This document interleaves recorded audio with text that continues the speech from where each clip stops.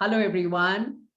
The Teenager is back. Every week, every Saturday, I bring you a hot potato. I call it a hot potato. I'm constantly seeking the hot potato. Hot potato is a subject that is very relevant to the new generations. And it's a subject that people hesitate to talk about. And the potato we've got today is really hot. So let's start. And I have a very, I would call her a perfect fit for this particular subject. I have Dr. Rena Tandon with me, and she has a very rich, very varied background. Her full name is Dr. Rena Khatri Tandon. She's a posh POXO specialist and a human rights expert. She also is the CEO founder of Right to Rise, and she's done a lot of work in this area of human rights and child rights and safety practices. She's has a number of awards. And Dr. Rena Khatri Tandon, if I missed out anything, I'll give you a second to quickly tell us a little more about you. And viewers, one of the things that fascinates me about her is that she speaks 12 languages. That is something really commendable. So Dr. Rena Khatri Tandon, tell us something about yourself. A couple of seconds to tell us a little more. Thank you very much. A very warm good evening to the Teenager and its viewers. Thank you very much, Neerja Singh, ma'am. I think what connects me and you is that we have a very unique aspect to be speaking of, and we are bold and courageous to speak about it.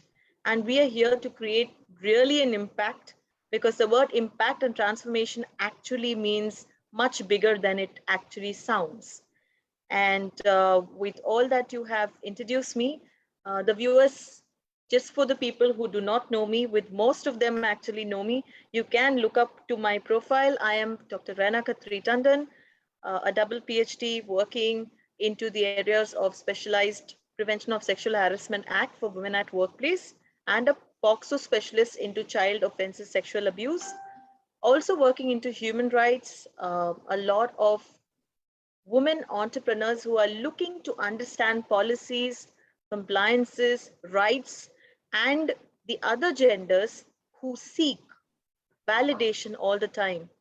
And they don't have to, because I think they have something very special that probably you and me don't have.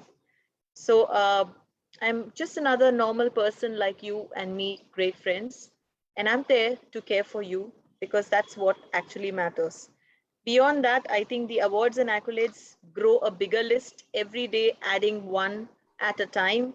The only thing that I look at is creating a safe, ethical workspace. The workspace could be your home, the workspace could be an organization, NGO, or any other space. And like I always say, empowerment starts from you. Let's together rise in this journey. So thank you very much for having me here. Fantastic. And I'm going to call you Rena on this show now. Yes, please. Right, Rena. So let's begin. The subject we are discussing today is teen sexual health.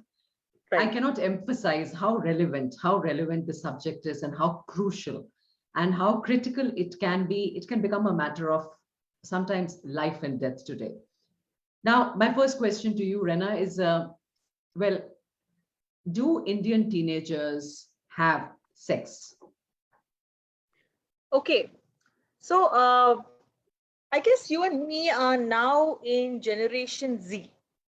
We're not born somewhere in the 1990s. Sorry, Rena, lift yourself up. You're going a little down on the frame. Okay. This is okay. Yes, you can see me now. So I'm saying you and me are now in Generation Z. So we don't talk about Generation X and Generation Y. And if we have to ask and put this point blank, I know we are live on Facebook and we are live to all the viewers out there. Let's get to the realistic world. The question is, do we really have sex even when we are not married, and in the youth, in the teens, which can be an age ranging from say 13 to say 18 to 19. Okay, beyond that you become adults. 18 and above, we say they are adults. Do we really have sex? And the answer is, we do really have sex. And if we have to put it blank again.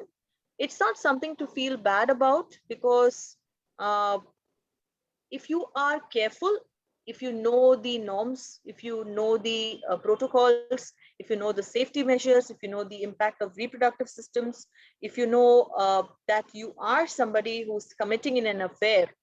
Now, that can be a boyfriend girlfriend affair, and it can be maybe something where you're associated with another teen. It's always about how sound and mature you are in this teen sexual health. If Right. you're okay with that, then I'm sure, I think many of us know, and we need to accept that there are most cities today who are sexually active. And if Right. we have to say the number, we have top 10 cities. On the top, we have Delhi, and beyond Delhi, there comes Jaipur, and after Jaipur comes Mumbai and Bangalore come in the third and fourth and fifth position. I think it's Hyderabad then. And then we have Mumbai, Bangalore, and small tier cities after that, Lucknow, Smarter cities. Patna, Chandigarh. So don't get really shocked, but the census shows that the number of babies that born there of people who are married and unmarried is really high. And this is census that is showing in every year. And this is big numbers, like maybe 196,000, 186,000, 200,000. This is not like one or two baby that is extra. It's a lot numbers that keep changing. So your Absolutely. question is kind of answered that do we have teens having sex? Yes. Yes. We are quite in the progressive world. Right, Rena, if you're going to, before we continue, I'm going to request you to sit up a little more because there's something Yes. about the frame and we are losing out on you. Yes. All right. You're right. The statistics do say that 1 in 4 Indian women is married before 18 and 7.8% of women from 15 to 19 are pregnant. And yes, there are tons and tons of statistics there, basically saying that 33.6% of India's population is born of adolescent pregnancies. Remember, we are talking about adolescence. We are talking about teenage sexuality. Now, this is an area which is fraught with many a times danger, and there ought to be concern about it. That concern can convert into action only when we talk openly about it and discuss the challenges that we face. Now that we've established that, of course, indeed, teenagers have sex, and we have a tendency as a society to keep our blinkers on and brush it under the carpet or not acknowledge it, which can be really dangerous. It's not the right thing to do by the younger generation. We need to ask other questions if they are indeed practicing sexuality or getting into these spaces, then are they adequately equipped for this experience? Would you say, Rena, that they are equipped? Yes, they're doing it, but are they equipped? That is a question to ask. So most teens are very beautifully posed questions. If we have to understand whether they are equipped or not, most teens today are sexually mature. And as parents, like I'm a parent of boy, most parents feel that kids don't know about, a lot of things. Like suppose we talk about a girl getting her periods or getting into the larger scale, maybe talking about how her breasts begin to nurture, the body shape, talking about how a boy develops the penis and the testicles. If you have sex, how does the girl get pregnant? How does somebody not get pregnant? What is the other mediplus protective, unprotective sex that we talk about? Right. A lot of them know. And how do they know is probably today's peers and today's buddy system is so strong that we keep talking about issues that are somewhere related and they just pop up during their talk. Even a lot of puberty talks happen, just that it's not complete. What I'm trying to say is that there are certain myths and facts that keep moving around all the time between these teens. So if you ask me, do they know? I would say yes and no. How much do they know? They know probably half-hearted information, which needs to be corrected over a period of time. And that can be only done with a proper awareness that we say should increase now in schools, colleges, and homes. And most of the Indian parents hesitate to speak about it. Not that they don't know, that they're not aware, they're quite aware, they're quite proclaimed about the different terminologies, the different body parts, how does it happen, but they're very hesitant because our culture is so built that we are very, very introvert when we talk about these aspects. And I have seen many boys coming up and saying, Auntie, we would like to talk about this to our parents, but our parents are not open to it. And they are my boys' friends. And though my boy doesn't talk that much about it, but the friends do come up and they share, we would like to share something like this. How does this happen? And how do we go about it? And how do we use condoms as well? Okay. Right. Or what is a condom, or what is safe sex? We've heard certain terminologies about body parts. How do we keep them safe? How does this abuse happen? Because they know that I work in this space, Right. and they feel that probably talking to me would be much more easier than talking to their parents, because their parents, they would have tried, or they feel that maybe talking to their parents would be an inappropriate thing.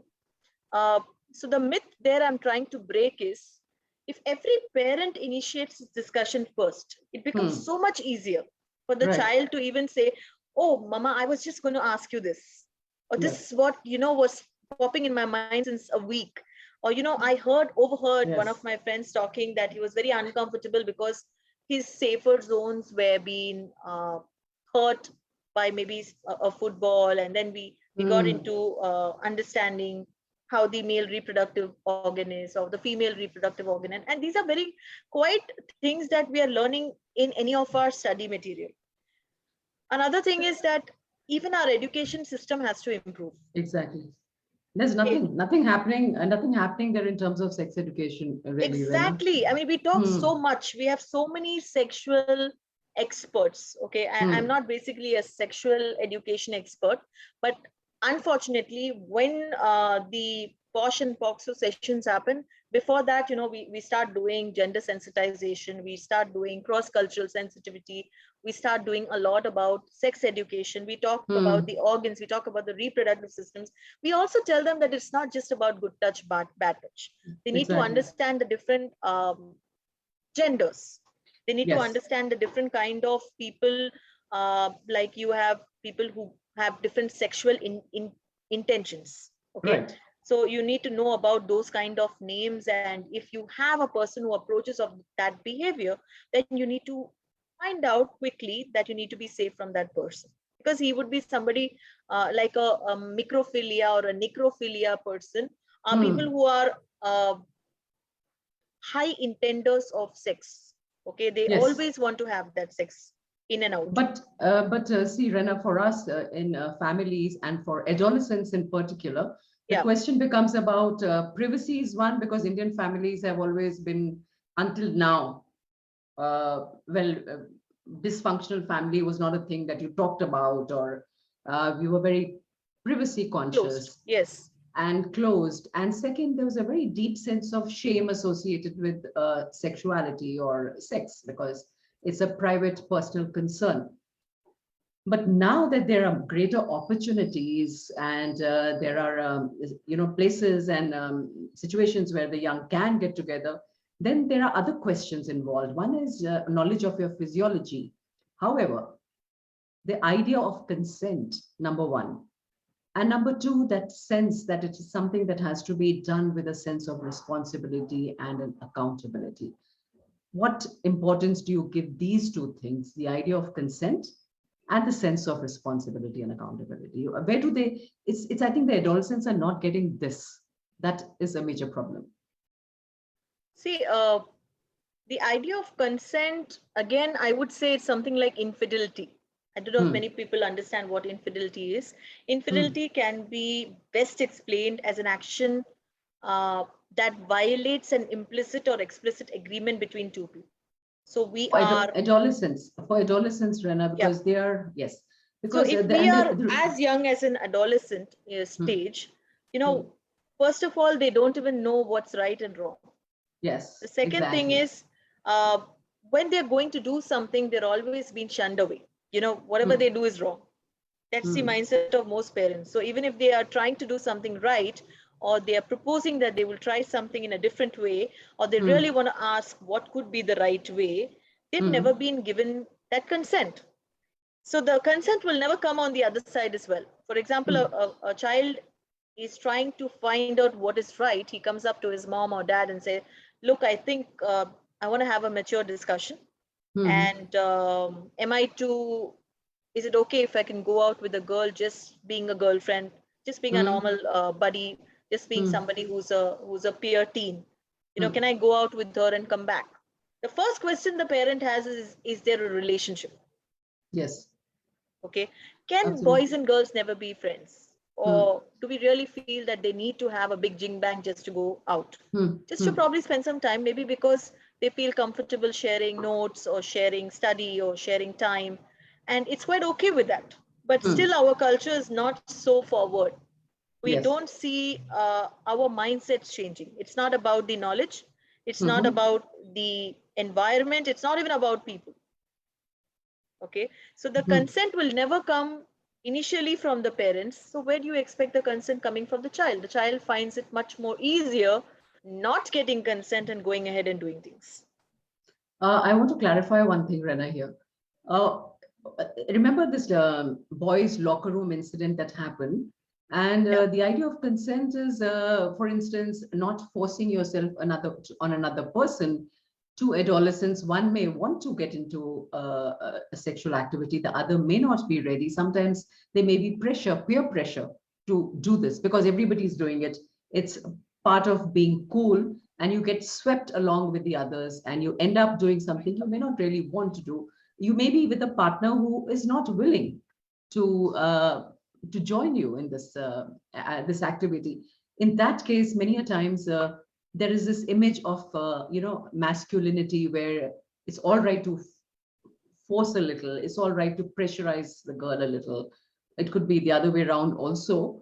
But that idea that you have to, you may not invade another person's personal space or dignity, and you may not force them into something they don't want to do. So that idea of consent, I think, is very important. That's something we don't understand because our popular culture doesn't reflect that.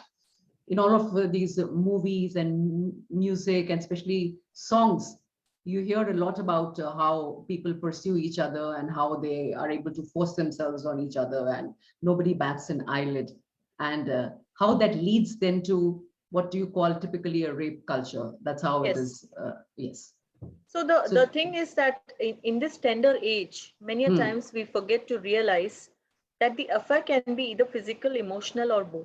exactly. Okay. That is so important. Yes. The second thing is the platonic friendship can Hmm, turn into an affair, yes. which was maybe not very emotional at one time, but the Hmm, intimacy, the involvement, and some kind of secrecy can lead into much more box labeled like sex.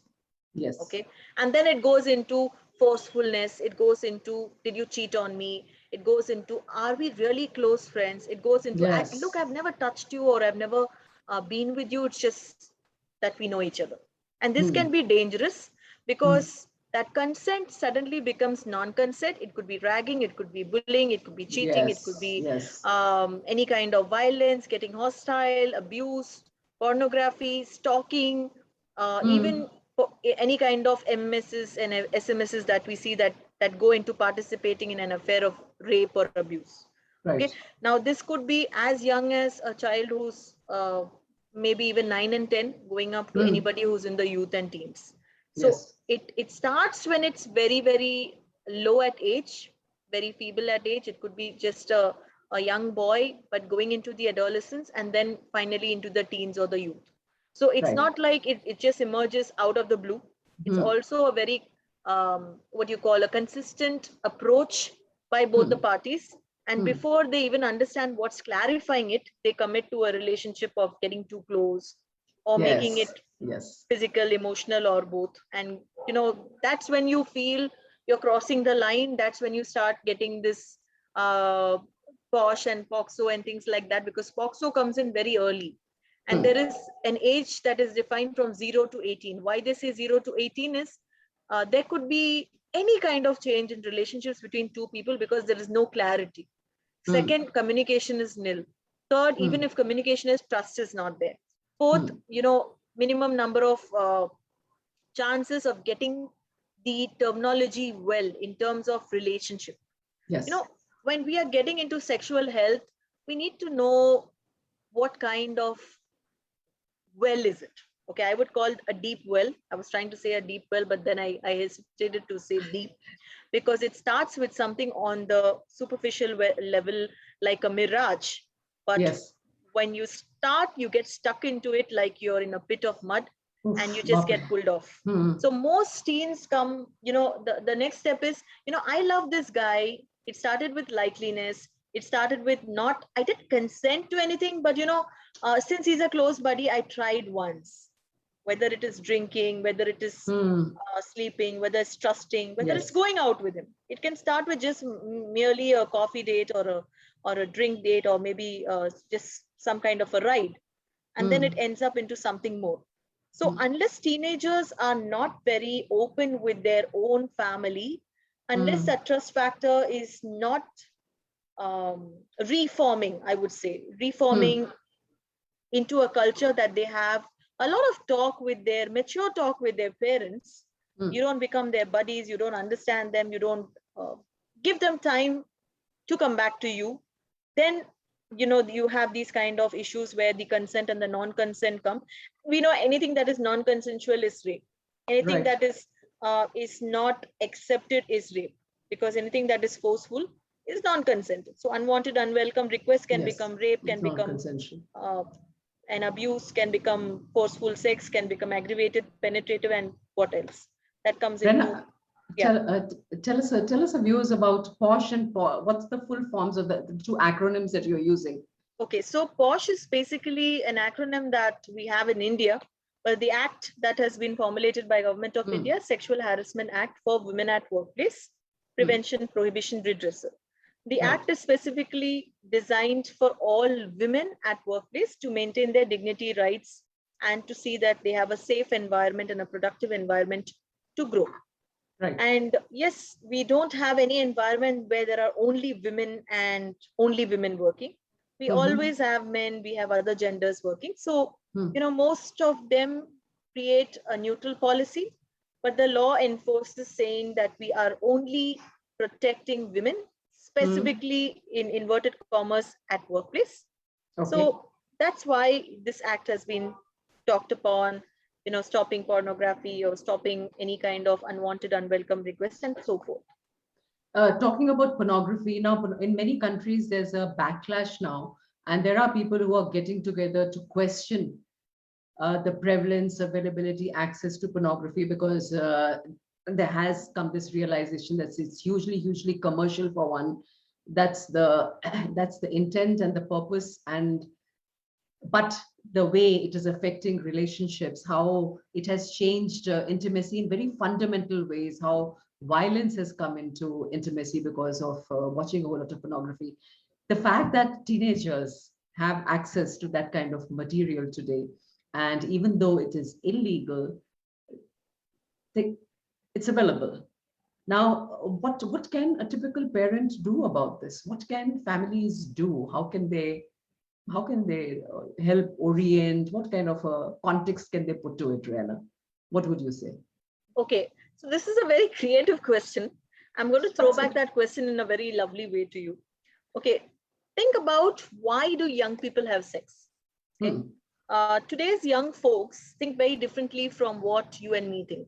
Okay, we have different lifestyles, we have different gender differences, age differences, and the way we have brought up.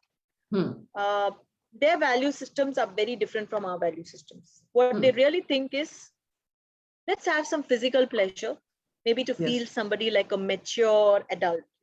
Daddy and mommy feel that, I'm a very young boy, or I'm a very young girl, I'm very naive, because I don't know much, because you've never done before. So let's just try. Maybe you feel more loved, more self-boosted, more self-esteem, because suddenly your parents, your co-people are not giving you attention, but there's somebody who's giving you a lot of attention. You feel loved, you feel self-esteemed, and you feel, okay, more of it is curiosity. Okay, I have seen most teens coming and saying, पता नहीं था इसलिए सोचा कर लेते हैं. और हमने safety measures रखे थे, लेकिन something happened to it. I mean, I don't know how we got pregnant. I don't know how this boy, maybe he didn't take any protocols. He told me that he was getting intimate, but he was trying to keep himself safe. But 3-4 major things come out: physical pleasure, trying to prove that you are a mature adult, to make and keep your partner. For example, you already have a buddy that's very close and you are an introvert. You don't have any friends, but you have this one guy who's always with you. You don't want to leave that guy because you have always been this close person, and suddenly you get somebody who's there with you all the time. You feel that peer-peer relationship. So you like that partner relationship, that intimacy, that love, and to keep that person with you. And fourth one is just having fun, curiosity. You just want to do it because everybody's pushing you to do it. Right. Okay, now these are the reasons why these people want to have sex. Now your question that came up to me, just probably reiterated because I went into another loop.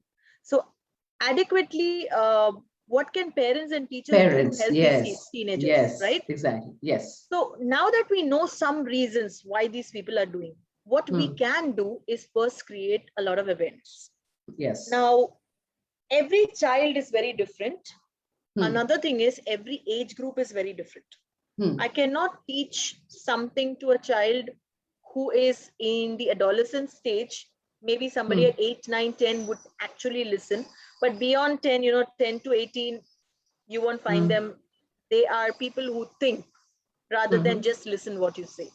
They will try and perceive, they will come up with their own ideologies, they have their own thinking mindsets and their own understanding. Because they're already mature individuals by 8 years and above. We know that the child psychology and the child brain development tells that a child is a perfect adult and is developed brains after 6 years to 8 years. Right. So when we know he's already an adult, you and me know, and every parent knows this because, they've gone through this early childhood education at the play school and the teachers and the schools. I'm sure all schools have brushed them, that they know that the child has mature brains. Now, if you're dealing with your husband, if you're dealing with your mother-in-law, if you're dealing with somebody who's across the table maturely, you need to deal with children maturely as well. Right. So rather than enforcing something, you're supposed to ask questions. I see that you are sitting up late, or you're playing on your mobile, or you're using your gadget, or you're going out with your friend, or you like being with them. What makes you do that? I see that you're very happy. You're more happy than you were before. So, this feels really great. What is that makes you happy?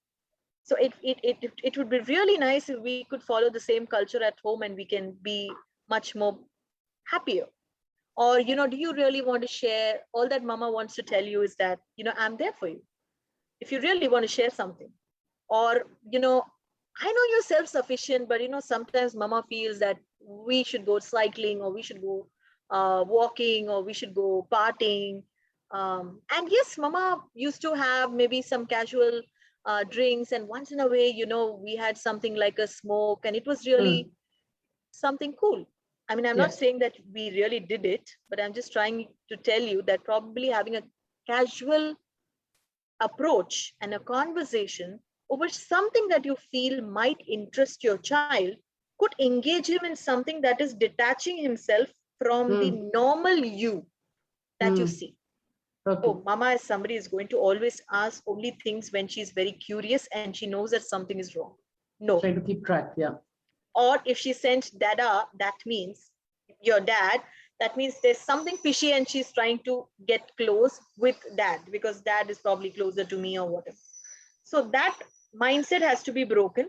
And that's what parents can do. And start talking about all the terminologies. Now, parents are not at all ready for it. But Rena, yes, Parents are not ready. It is so uncomfortable. It's such an uncomfortable they don't want to do. It's not about uncomfortable.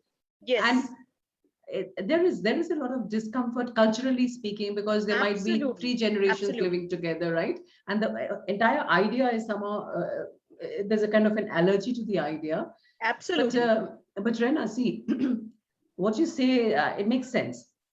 now, but it's not the urban adolescents only who are in these kind of quicksands. How about the rural adolescents? And we know that there are government schemes, but are they being implemented? And what is happening with them? What is the state of their sexual health? Okay, so fortunately, I have not been too much in the rural area, Hmm. but some companies that have hit in the internalized areas of India, for example, Yes. Hubli and Coimbatore and far down in Kerala, and a lot of cities in the outskirts of Mumbai and Ahmedabad and all. Interestingly, these people are very open to conversations, Okay. and Hmm. they openly say, अगर उनको पूछा जाएगा कि भाई आप इतने बच्चे क्यों पैदा करते हो, तो वो खुला बोलते थे और क्या करना है, बीवी घर पे बैठी है और मैं यहाँ पे बैठा हूँ और खाना खाते हैं और फिर उसी के लिए तो पैदा हुए हैं, और आप बताएं कि क्यों ना करें. But ये So तो शादीशुदा. they are much open to, but they are not knowledgeable. Now we don't have a lot of people coming and talking to them. Okay. No, Rena, these are married people you're talking about. How about Yes. teenagers who are not married? Teenagers, they are not knowing, and that is why we have pornography and abuse and rape. Because Okay. the government has schemes for them. The government has Yes. schemes for them. But apparently one hears that it's not reaching them because the people, See, we the are field today at work. 1.4 billion, Nirja ma'am. Yes. Okay, 1.4 billion population is bigger number. Okay, I'm sure the government is trying to do the best. But when we see the statistics and we see the numbers, there are very few people, maybe say 10%. I won't even say 10%. I think 7% is what we can see people going down in the villages and talking about this. Whether aap campaigns kare, you're doing campaigns, you're going down to the rural development, you're having skill development programs, you have a lot of webinars, you have a lot of sessions. Now, these are people also who have in different languages. Okay. Right. I was at this IIFM session that was being done by Government of India, and there are NSCRL sessions which happen with Bangalore. These are IIFM and IITs who are taking care of these rural skill development programs.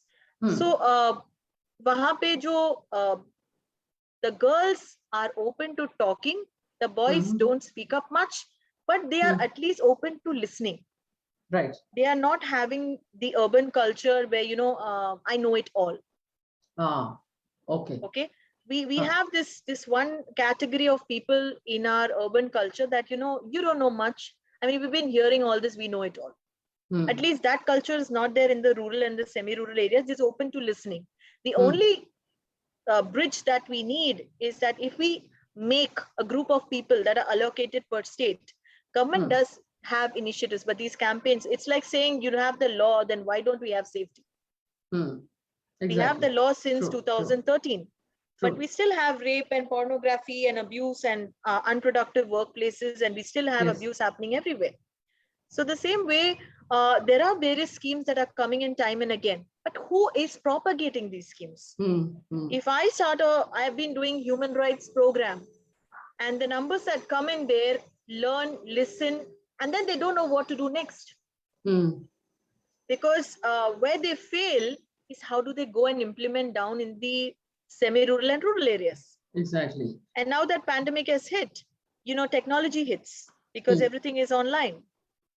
Rena, one more thing is happening. For instance, this program called the Rashtriya Kishore Swasthya Karyakram, or the National Adolescent Health Program. When it comes to implementing, the people who are actually connecting with the youth are very critical, or they shame them, or there's this way of judging them. They approach it in a manner of a lot of censoring, and therefore the young people run away.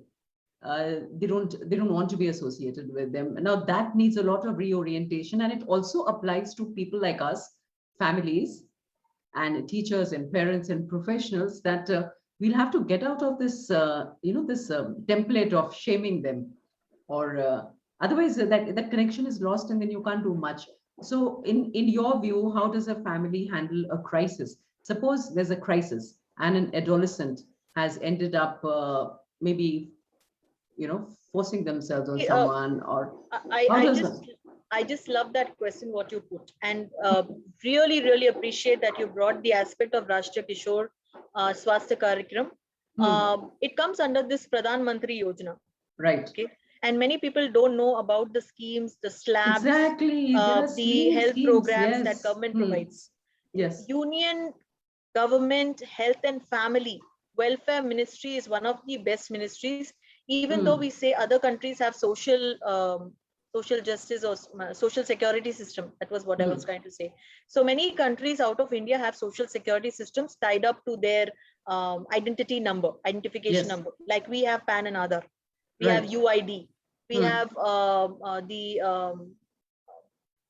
setting up of our small schemes, and a lot of our companies registered under the UID and UPI and BIM and other things. When they are taking these initiatives, Rashtriya Kishore Swasthya Karikram ye bolta hai, it tells us that the government is taking special progress towards impact of mental health of adolescents. It's taking care of health in safety and sexual matters. It's taking care of the country in those factors where parents are not able, like substance abuse, reproductive health, nutrition, sexual abuse, mental health, non-communicable diseases, violence, gender biases, patriarchal norms, a lot of other things. And 21% of our total population in India are adolescent people. 24.3 crore people are adolescents. And out of that, only 8% people actually know that there is something, why this Yojana has been created first in this place. If you ask how many schools today provide awareness programs, I'm not even talking about skill programs and going ahead and implementing. Yes. Basic awareness programs. They'll say, ये लड़कियों के लिए program है, आप लड़कों को मत बिठाइए. Even if there are sexual abuse programs, gender sensitization programs, there are only female teachers or female students or even parents of kids. They say कि हमें क्यों आना है? हम अपने बच्चों के सामने कैसे आके ये सुनेंगे? How do we listen in front of our own children? So call us separately. Yes. So this is the scene of our India. What I would say, the only way to fight this is that if every principal is being instructed, just like pandemic, we say wear the mask, and now that pandemic is going to open, of course, in terms of schooling, I'm talking, more schools will open up soon. When we are saying that NEP is setting in, NEP has an important aspect of gender sensitization and sexual awareness. I'm saying the first step is to make it a prerogative that every school has a session done with parents, teachers, students together, at least telling them about what needs to be done as a step forward. That's the only session. The rest of the knowledge is there online. Government has made everything free available on their websites, whether you talk about Immorality Act, whether you talk about Pregnancy Act. In fact, we have an amendment in Pregnancy Act happened last week. I think last two weeks back. We had the amendment that, abortion can be done freely without the illegal rights have been removed. If a woman feels... That makes India so progressive, actually. That makes India extremely progressive. If the woman feels that she has undergone an illegal, unconsented approach of sex, she can go and drop off her baby, and that is not considered illegal. And that is so much better, because now a lady cannot or should not feel fearful of going and approaching a hospital. And the adolescents, though it happens, many a times the boy and the girl are getting together and they are unaware, uneducated in the sense, uneducated in how safe they can be in having sex. When you are so progressive following the foreign culture, friends, then you should be so progressive to understand the rights, duties, and how you need to have safe sex as well. And if you don't know, then there should be only programs that can be cultured by us. And we are all very, very, very forward looking now. You have everybody on the net. So you can't say today that you are not aware, because everybody is online.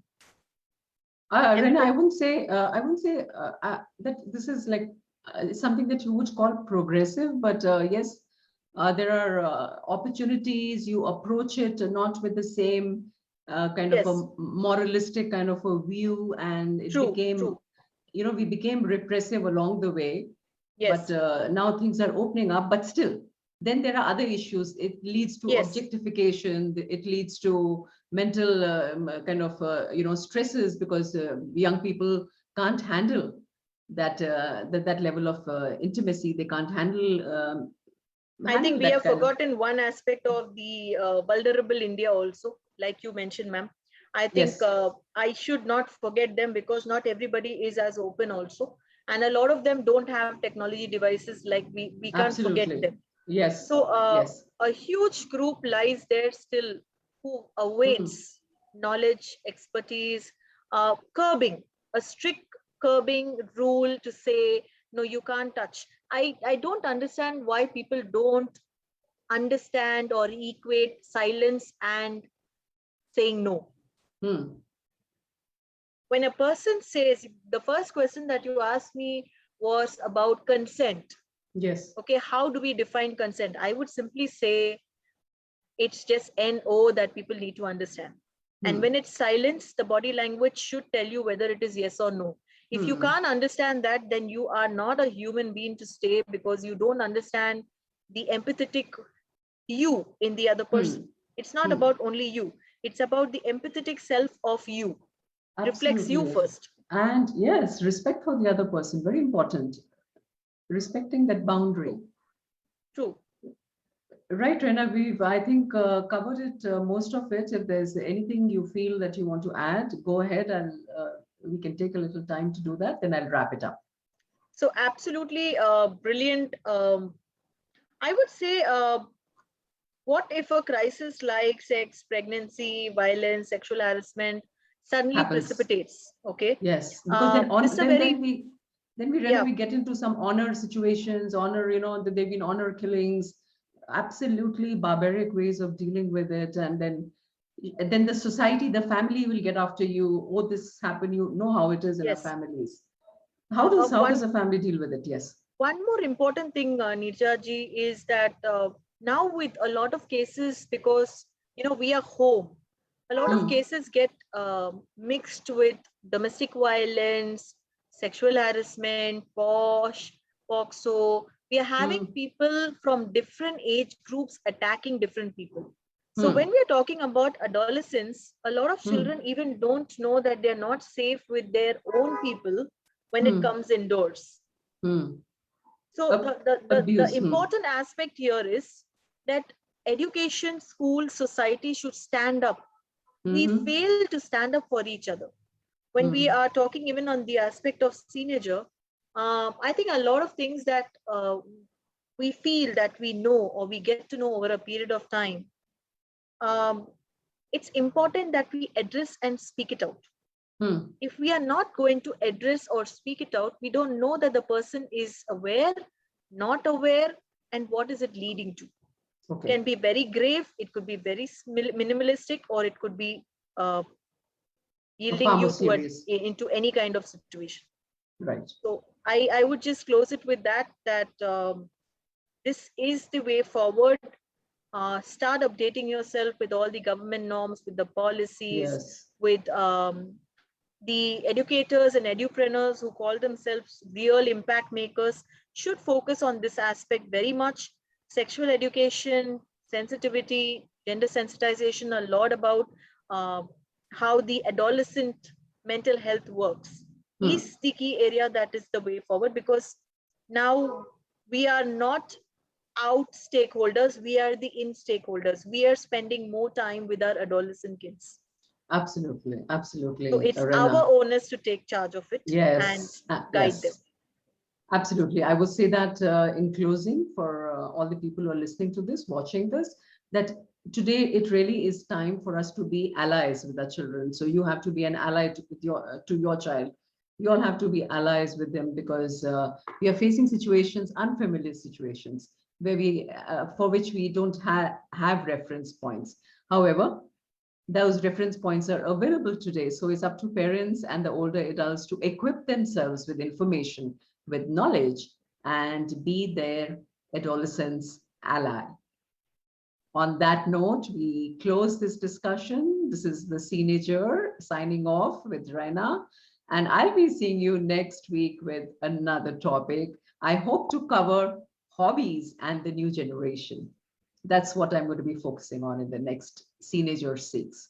Bye-bye, Rana. Thank you very Thank you much. so much. Thank you, viewers. And Thank you, Neerja. everyone, take care. Yes.